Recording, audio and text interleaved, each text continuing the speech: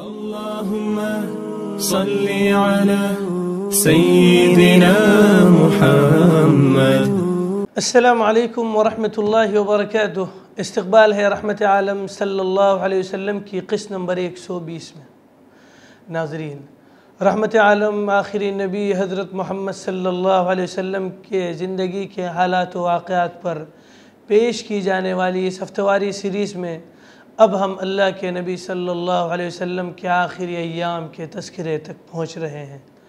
آج کی اس قسط میں تذکرہ اللہ کے نبی صلی اللہ علیہ وسلم کے زندگی کے آخری سفر یعنی اس مبارک واقعے کا جسے حجۃ الوداع کے نام سے یاد کیا جاتا ہے. یہ آپ صلی اللہ علیہ وسلم کی زندگی میں پیش آنے والا غیر معمولی واقعہ ہے. غار حرا کے گوشے تنہائی سے شروع ہونے والا سفر اپنی تکمیل کے مراحل کی طرف بڑھ رہا ہے. ابراہیمی دعاؤں کی قبولیت کے نظارے اور تعمیر بیت اللہ کے مقاصد اپنی منتہا کو پہنچنے والے تھے. دعوت و تبلیغ کا وہ مشن جو مکہ مکرمہ سے شروع ہوا کئی مراحل سے گزرنے کے بعد اسی مبارک وادی میں پائے تکمیل کو پہنچنے والا تھا. حضور صلی اللہ علیہ وسلم کی دعاؤں اور شبانہ روز تبلیغی کاوشوں کے ثمر ظاہر ہو چکے تھے. گویا وہ وقت آن پہنچا تھا کہ خدا کی حمد و ثنا کے گیت گائے جائیں اور تلبیہ کا ورد کرتے ہوئے محبوب خدا صلی اللہ علیہ وسلم خلق خدا سے ہم آواز ہو کر اس زور سے توحید کی منادی کریں کہ اس کی گونج تا قیامت سنائی دیتی رہے. ناظرین، حج یہ اسلام کے 5 بنیادی فرض عبادتوں میں سے ایک ہے. ہر مسلمان کے لیے جسے استطاعت ہو زندگی میں ایک مرتبہ بیت اللہ شریف تک جانا اور ارکان حج ادا کرنا ضروری ہے. کعبہ اور اس کے ارد گرد کی مسجد اور اس کے پاس پھیلے ہوئے حرم میں بڑی برکات ہیں. اس مقدس فضا میں حضرت ابراہیم و اسماعیل علیہ السلام کی قربانیوں کی خوشبو پھیلی ہوئی ہے. ان کی دعاؤں کی چمک دمک محسوس ہوتی ہے. یہاں صفا و مروہ کے ٹیلے ہیں جن کے درمیان حضرت ہاجرہ پیاس سے بلکتے بچے کے لیے ادھر سے ادھر دوڑتی رہی تھی. یہاں زمزم کا کنواں ہے جس سے نہ صرف حضرت اسماعیل علیہ السلام اور ان کی والدہ سیراب ہوئے بلکہ آج تک لاکھوں انسان اس سے اپنی پیاس بجھاتے چلے آ رہے ہیں. پھر اس ماحول میں پیغمبر آخر الزماں کی دعوت کی گونج سنائی دیتی ہے. اس میں اولین عالم برداران اسلام کے عقوبتوں کے نقوش گلی گلی پھیلے ہوئے ہیں. مزید یہ کہ جیسے مکے کو فتح کرنے والی فوج کے دستے مارچ کرتے دکھائی دینے لگتے ہیں. جبل نور جس کی چوٹی سارے پہاڑوں سے رنگ اور وضع میں بالکل الگ ہے، اس پر وہ غار حرا جوں کا تو موجود ہے جس میں حضور صلی اللہ علیہ وسلم پر اولین وحی نازل ہوئی تھی. کوہ صفا ہے جہاں سے آپ نے پہلی بار قوم کو پکارا. یہی ام ہانی رضی اللہ عنہا کا مکان تھا جہاں سے حضور صلی اللہ علیہ وسلم کا سفر معراج شروع ہوا، اور یہی شعب ابی طالب کا مقام واقع تھا جہاں حضور اور قبیل ہاشم کو 3 سال تک بند رہنا پڑا. پاس ہی غار ثور ہے جو سفر ہجرت کی منزل اول بنا. یہاں تنعیم ہے جہاں حضرت زید اور حضرت خباب رضی اللہ عنہما کو مشرکین مکہ نے موت کے گھاٹ اتارا. یہاں وہ وادی محصر ہے جہاں پیغمبر برحق کی ولادت سے قبل اصحاب فیل پر عذاب ہوا. یہاں وہ قربان گاہ ہے جہاں ایک اشارہ الہی کے تحت حضرت ابراہیم علیہ السلام اپنے بیٹے اسماعیل کو ذبح کرنے کے لیے لے گئے تھے. الغرض یہ کہ یہاں کا ہر ذرہ ہماری تاریخ کے مقدس ترین ابواب کا ایک سنہرا ورق ہے. حج سے مقصود جہاں خدا سے کامل وابستگی اور ابراہیمی مرکز توحید سے روحانی تعلق کی استواری ہے، وہاں ایک غرض یہ بھی ہے کہ ہمارا حال ہمارے دین کے شاندار ماضی سے معانقہ کرے.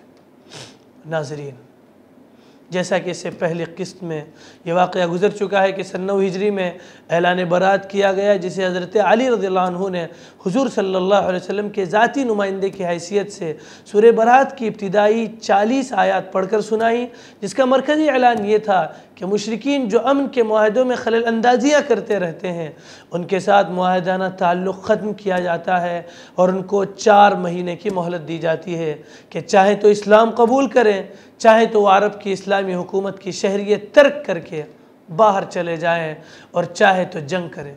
اس مہلت کے بعد وہ جہاں بھی نظر آئیں گے قتل کر دیے جائیں گے۔ اس حج میں حضور صلی اللہ علیہ وسلم شرکت نہ فرما سکے تھے، اور اس کے فوراً بعد حج کو اللہ تعالیٰ نے فرض کر دیا۔ سن 9 ہجری میں حضور صلی اللہ علیہ وسلم نے حج کا ارادہ فرمایا تو مسلمانان عرب جوق در جوق پہنچنا شروع ہو گئے۔ ہر ایک کی آرزو تھی کہ وہ رسول اللہ صلی اللہ علیہ وسلم کے نقش پا کو اپنے لیے نشان راہ بنائے اور آپ صلی اللہ علیہ وسلم کی اقتداء کرے۔ پھر سنیچر کے دن جبکہ ذی قعدہ میں 4 دن باقی تھے، رسول اللہ صلی اللہ علیہ وسلم نے کوچ کی تیاری فرمائی۔ رحمت عالم صلی اللہ علیہ وسلم نے مدینہ منورہ سے سفر حج پر نکلنے سے پہلے ایک خصوصی خطبہ ارشاد فرمایا۔ اس تقریر میں آپ صلی اللہ علیہ وسلم نے صحابہ کرام کو احرام کے قواعد اور حج کے واجبات و سنن کی تعلیم دی، اور اقدام سے پہلے نماز ظہر مسجد میں ادا فرمائی، سر میں تیل ڈالا، کنگھی کی، اور عصر سے کچھ پہلے روانہ ہوئے۔ ذوالحلیفہ کے مقام پر احرام باندھنے کے لیے پڑاؤ کیا، ادھر کی نماز قصر کر کے پڑھی۔ اس دن سے مدینے والوں کے لیے یہی مقام میقات قرار پایا۔ دوسرے دن نماز ظہر سے فارغ ہو کر عمرہ اور حج کی نیت کر کے احرام باندھا اور قافلہ حج کو روانگی کا حکم دیا۔ تلبیہ، اس کے معنی ہے لبیک اللہم لبیک کہنے کے۔ اس تلبیہ کے کہنے کے بعد حضور صلی اللہ علیہ وسلم اپنی اونٹنی قصوہ پر سوار ہوئے۔ وقفے سے حضور صلی اللہ علیہ وسلم خود بھی تلبیہ بآواز بلند پڑھتے اور صحابہ کو بھی اس کا حکم دیتے۔ عجیب سما ہوا ہوگا۔ اس مبارک اجتماعی نغمے سے پہاڑیاں اور وادیاں اور گھاٹیاں گونج رہی ہوں گی۔ راستے میں مختلف قبائل کے لوگ آ کر اس کاروان نور میں شامل ہوتے چلے جا رہے تھے، جیسے چھوٹی چھوٹی ندیاں کسی بڑے دریا میں ملتی جاتی ہیں۔ یہ 1,24,000 انسانوں کا متحرک اجتماع گویا حضور صلی اللہ علیہ وسلم کے سامنے اس ایمانی و اخلاقی فصل کے ایک بڑے حصے کو نمایاں کر رہا تھا، جسے آپ نے مصیبتیں اٹھا کر انسانی قلوب میں بویا تھا، جسے آنسوؤں اور خون کے قطروں سے سینچا تھا، اور جسے تباہ کرنے والے جنگلی جانوروں اور کیڑوں مکوڑوں سے اور لو کے تھپیڑوں اور بجلی کے کڑکوں سے بچانے کے لیے آپ کے رفقا نے اپنی جانیں قربان کر دی۔ خود قرآن نے حضور صلی اللہ علیہ وسلم کی دعوت حق اور اسے قبول کرنے والوں کے لیے یہی تشبیہ استعمال کی ہے، کزرع اخرج شطأہ۔ ناظرین، اس مقدس واقعے کی یادیں بیان کرنے میں سب سے مشہور صحابی حضرت جابر رضی اللہ عنہ اس سفر کی کارگزاری کچھ یوں بیان کرتے ہیں۔ سفر کے 9ویں دن یعنی ذی الحجہ کو صبح کے وقت حضور صلی اللہ علیہ وسلم مکے کے پاس وادی طویٰ میں ذرا دیر کے لیے رکے، پھر مکے میں داخل ہوئے۔ بنو ہاشم کے لڑکوں اور بچوں کو خبر ہوئی تو خوشی کے مارے دوڑے آئے۔ حضور صلی اللہ علیہ وسلم نے ان میں سے کسی کو سواری پر اپنے آگے بٹھایا اور کسی کو پیچھے۔ رسول صلی اللہ علیہ وسلم کی پہلی نظر کعبۃ اللہ پر پڑی تو دعا کی، اے خدا اس گھر کو اور زیادہ عزت و شرف عطا فرما۔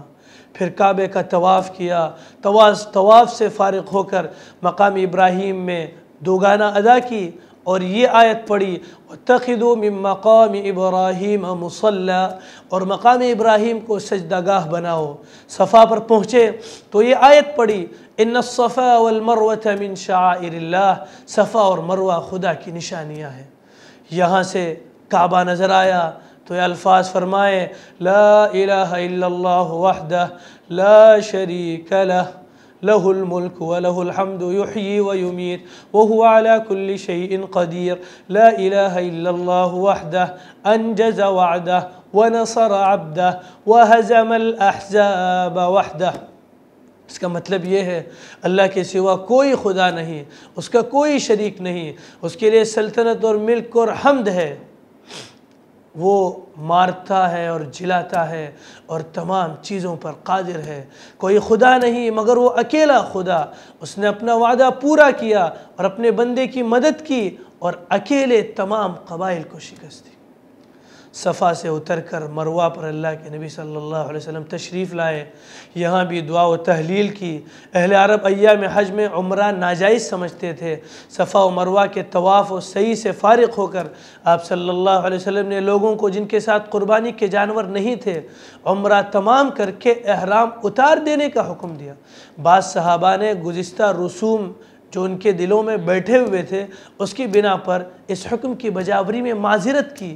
حضرت صلی اللہ علیہ وسلم نے فرمایا اگر میرے ساتھ قربانی کے اونٹ نہ ہوتے تو میں بھی ایسا ہی کرتا۔ حضرت علی حجۃ الوداع سے کچھ پہلے یمن بھیجے گئے تھے، اس وقت وہ یمنی حاجیوں کا قافلہ لے کر مکے میں آئے ہوئے تھے، اور چونکہ ان کے ساتھ قربانی کے جانور تھے اس لیے انہوں نے احرام نہیں اتارا، اور اللہ کے نبی صلی اللہ علیہ وسلم کے لیے بھی حضرت علی رضی اللہ عنہ جانور لے کر آئے تھے، اس لیے اللہ کے نبی صلی اللہ علیہ وسلم نے احرام نہیں اتارا۔ صحابہ کو کہا کہ اگر میں بھی قربانی کا جانور میرے ساتھ نہ ہوتا تو میں بھی ایسے ہی کرتا، یعنی میں جب میرا عمرہ ہو جاتا تو میں اپنے کپڑے اتار کر احرام میرا اتار دیتا۔ جمعرات کے روز 8ویں تاریخ کو جسے یوم الترویہ کہتے ہیں، آپ نے تمام مسلمانوں کے ساتھ مینا میں قیام فرمایا۔ دوسرے دن 9 ذی الحجہ یعنی جسے یوم عرفہ کہا جاتا ہے، وہ جمعے کا دن تھا۔ جمعے کے روز صبح کی نماز پڑھ کر اللہ کے نبی صلی اللہ علیہ وسلم مینا سے روانہ ہوئے۔ قریش کا معمول تھا کہ جب مکے سے حج کے لیے نکلتے تھے تو عرفات کے بجائے مزدلفہ میں مقام کرتے تھے، یعنی مزدلفہ میں ٹھہرتے تھے جو حرم کے حدود میں تھا۔ ان کا خیال تھا کہ قریش نے اگر حرم کے سوا اور مقام میں مناسک حج ادا کیے تو ان کی شان یکتائی میں فرق آ جائے گی، لیکن اسلام کو جو مساوات عام قائم کرنی تھی اس کے لحاظ سے تخصیص جائز نہیں تھی، تخصیص روا نہیں رکھی جا سکتی تھی، اس لیے اللہ نے حکم دیا ثم افیضوا من حیث افاض الناس، آپ بھی عام مسلمانوں کے ساتھ عرفات میں آئیں، اور یہ اعلان کر دیا قفوا علی مشاعرکم فانکم علی ارث من ارث ابیکم ابراہیم، اپنے مقدس مقامات میں ٹہرے رہو کہ تم اپنے ابا ابراہیم کی وراثت پر ہو۔ یعنی عرفے میں حاجیوں کا قیام حضرت ابراہیم علیہ السلام کی یادگار ہے، اور انہی نے اس مقام کو اس مقصد خاص کے لیے متعین کیا ہے۔ عرفات میں ایک مقام نمیرہ ہے جہاں پر اب عظیم الشان مسجد نمیرہ بنی ہوئی ہے۔ آپ صلی اللہ علیہ وسلم نے ایک کمبل کے خیمے میں قیام فرمایا۔ دوپہر جب ڈھل گئی تو ناقے پر سوار ہوئے جس کا نام قصوہ تھا، اور میدان میں آئے، اور ناقے کے اوپر ہی سے اللہ کے نبی صلی اللہ علیہ وسلم نے خطبہ پڑھا۔ ناظرین، خطبہ حجۃ الوداع ایک ایسا عظیم الشان بین الاقوامی دستاویز ہے جو نہ صرف اپنے دور میں آگے یا پیچھے کوئی مثال نہیں رکھتی، بلکہ آج بھی انسانیت کا دعویٰ کرنے والوں کے پاس ایسا عظیم منشور حقوق موجود نہیں ہے جو انسانیت کو اس کے حقوق دلا سکے۔ دنیا کے کسی قوم کے پاس، دنیا کے کسی تہذیب کے پاس، دنیا کا اور کوئی سویلائزیشن ہو، کسی کے پاس ایسا دستور موجود نہیں ہے جو اللہ کے نبی صلی اللہ علیہ وسلم نے اس آخری خطبہ حجۃ الوداع میں 1,24,000 لوگوں کے سامنے جو خطبہ اللہ کے نبی صلی اللہ علیہ وسلم نے پیش کیا، اس میں انسانیت کے لیے ایک بہت بڑا دستور موجود ہے۔ انشاءاللہ اس خطبے کا ذکر تفصیل کے ساتھ اگلی قسم میں ہم کریں گے۔ والسلام علیکم ورحمۃ اللہ وبرکاتہ۔ اللهم صل على سيدنا محمد وعلى آل سيدنا شفيعنا محمد